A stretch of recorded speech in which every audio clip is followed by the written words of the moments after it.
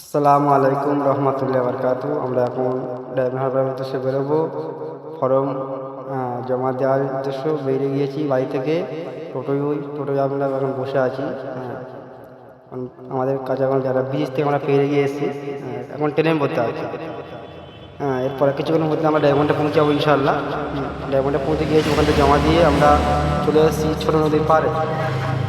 পাড়ে এসে এখানে ঘুরছি, খুব সুন্দর মানে নিজেদেরকে খুব সুন্দর লাগছে।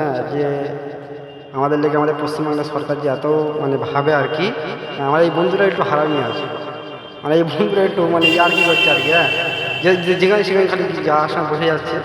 তবে আমাদের মানে খুব ভালো লাগছে যে আমাদের মুখ্যমন্ত্রী মমতা বন্দ্যোপাধ্যায় যে আমাদের যেটা করছে আর কি, প্রত্যেকটা মানুষকে যে এত সুযোগ সুবিধা দিচ্ছে, আমাদের খুবই ভালো লাগছে।